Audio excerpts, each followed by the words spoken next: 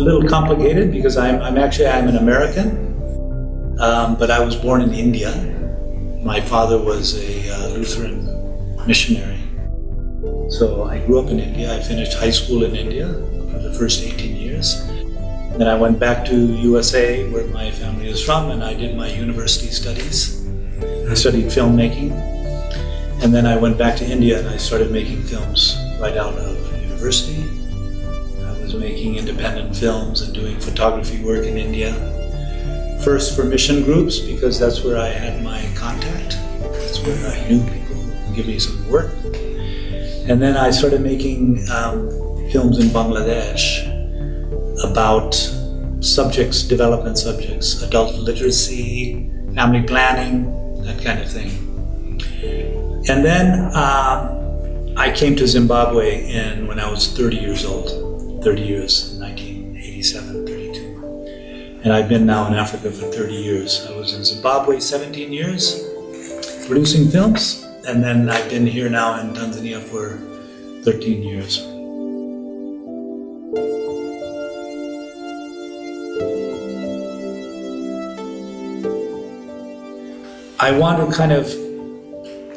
I really wanted to start a training program. I've been thinking about this for a long time. And so when they said, let's go to Arusha, I was thinking, there's a Kilimanjaro Film Institute there.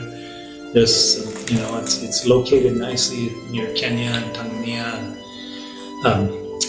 Burundi, Rwanda, other countries, Uganda.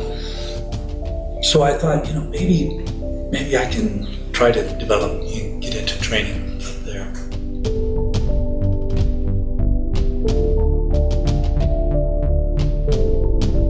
So what I want to do now is I want to develop a training program in this country that focuses on how to create job opportunities for Tanzanian filmmakers. So that's my plan. It's not like I'm going to stop making films, because my film school is not going to be lecturing and telling you about camera and light and, we're going to make films, like this course we're doing now.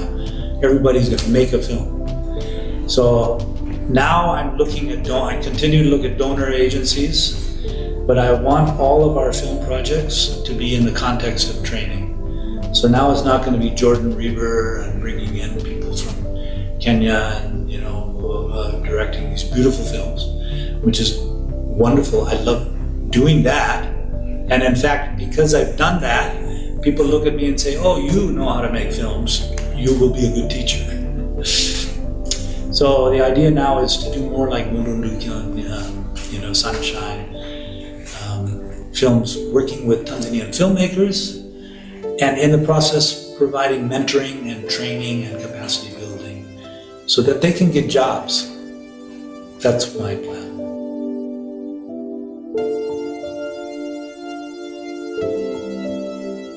Things. One, we're going to work with Tumaini, the university, try to develop curriculum for a certificate and diploma so that people can come here and go back with a piece of paper, But that's going to take time, the bureaucracy.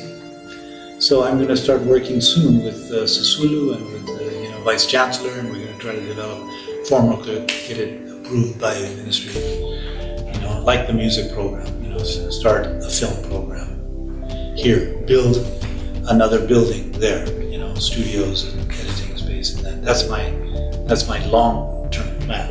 Short-term, we're going to run courses here. We're going to run projects, like this one we're doing right now.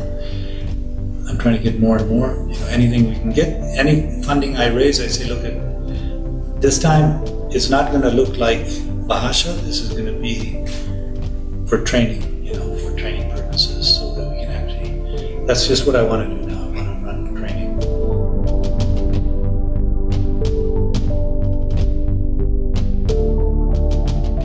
Yeah, so my advice is, you Bongo filmmakers, you're a good idea,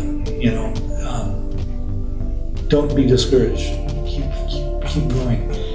And I want to, see, the nice thing about us is that the Bongo filmmakers, they think I'm fantastic, or they respect our work.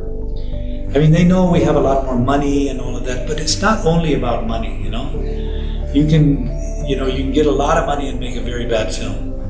There are many things about filmmaking. You can have small money and make a very good film. And even our films, by international standards, very small money. Very, very small money.